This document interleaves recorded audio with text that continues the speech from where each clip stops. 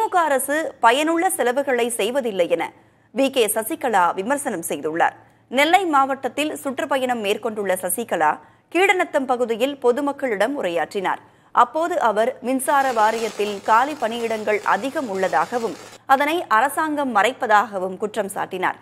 திமுக அரசு பயனுள்ள செலவுகள் எதையும் மேற்கொள்வதில்லை என்ற அவர் கார் பந்தயம் நடத்துவதாக கூறி சென்னையில் நல்ல சாலையை 10 அடி தோண்டி போடுவதாகவும் விமர்சனம் செய்துள்ளார். தொடர்ந்து பேட்டியளித்த அவர் தனது சுற்றுப்பயணத்திற்கு மக்களிடம் நல்ல வரவேற்பு உள்ளது என்றார். அதிமுக ஒன்றிணையுமா என்ற கேள்விக்கு நிச்சயமாக என சைகை மூலம் தெரிவித்தார். திமுகவுடைய ஆட்சி சரியா இல்லைங்கிறது மக்கள் வாயிலிருந்தே சொல்றாங்க. அதான் நான் மாவட்டம் பூரா நான் கேட்டுக்கிட்டு வந்தேன். அதிமுக ஒன்றிணையுமா?